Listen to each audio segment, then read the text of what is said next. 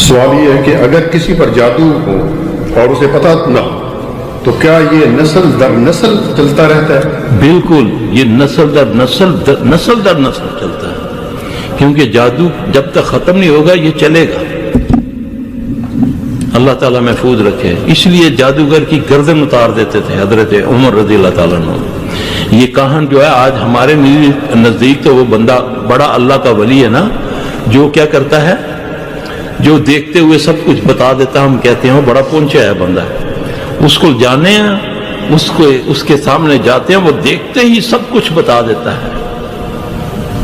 آپ کو ایک فارمولہ بتاتا ہوں اس کو ذلیل کرنے کا، جو میں نے حضرت عمر رضی اللہ تعالیٰ عنہ کو پڑھ کے سیکھا۔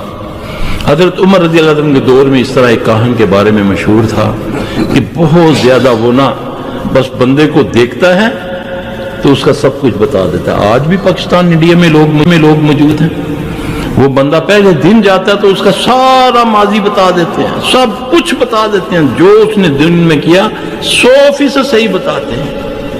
یہ کاہن ہوتا ہے۔ آپ کل بھی میں نے اپنے درس میں ایک حدیث بیان کی تھی، صاحب ابن سیاد والی، نبی کے دور میں بھی ایسا تھا۔ اس کے پاس کیا ہے؟ حضرت عمر رضی اللہ تعالیٰ نے اس کو کیسے پکڑا؟ اس کو لایا گیا، حضرت عمر رضی اللہ تعالیٰ نے پیچھے ہاتھ کیے، مٹھی بند کی اس کے سامنے، اس کو بولا بتاؤ یہ کیا ہے؟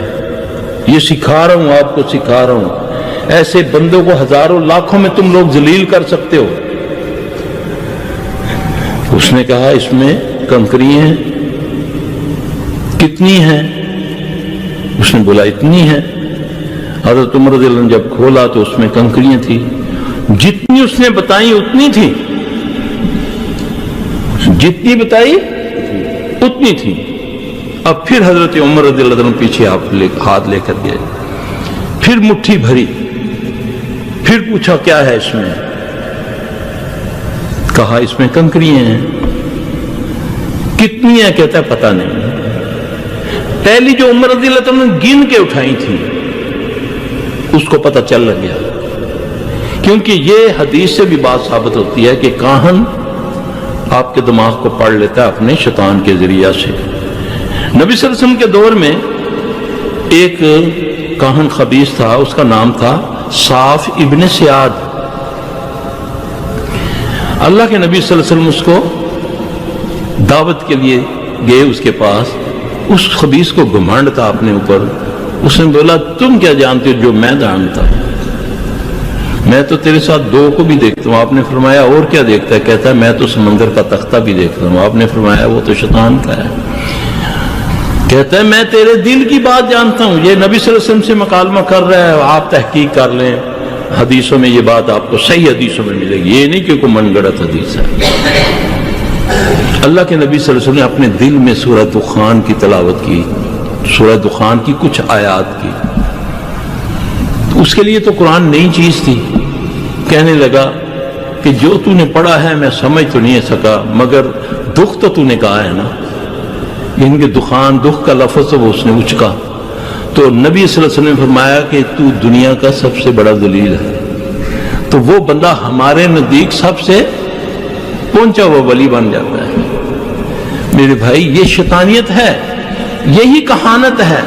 وہ آپ کے ساتھ ایک جو جن اللہ نے پیدا کیا وہ آپ کے گھر کا بھیتی ہے، وہ آپ کے سارے معاملات، سارے راز جانتا ہے۔ وہ اس کے پاس جو شیطان ہے وہ آپ کے شیطان کے ساتھ رابطہ کر کے آپ کی ساری باتیں پوچھتا جا رہا ہے اور آپ کو بتاتا جا رہا ہے۔ تمہارا یہ نام ہے، تمہاری اتنی بیٹی ہیں، تم نے یہ کیا، آج تمہارے گھر میں یہ کچھ ہوا۔ اس سے لوگوں کا ایمان ضائع ہو جاتا ہے۔ ایسے بندے کو ذلیل کرنے کے لیے اس کے سامنے ایسا کوئی کام کریں، انشاءاللہ وہ کبھی نہیں بتا سکے گا۔ اور مت شبدے بازیوں پر اپنا ایمان کھڑا رکھا کریں۔ کسی کو ہوا میں اڑتا دیکھو، کسی کو پانی پہ چلتا دیکھو، آگ کو پھانکتا دیکھو تو وہ شیطان ہے، وہ ولی نہیں ہو سکتا۔ ولیوں کی نشانی جو اللہ نے قرآن میں بتائی ہے، ولیوں کے ہاتھ ایسے ہوتے ہیں، ایسے نہیں ہوتے کہ ایسے ہوتے ہیں، نہیں نا۔ وہ کیا کرتے ہیں؟ وَمِمَّا رَزَقْنَاهُمْ، یہ ولیوں کی پہچان ہے۔ تو اللہ تبارک اللہ ہمیں سمجھتا ہے۔ القرآن يهدي للتي هي أقوم ويبشر المؤمنين الذين يعملون الصالحات أن لهم أجرا كبيرا.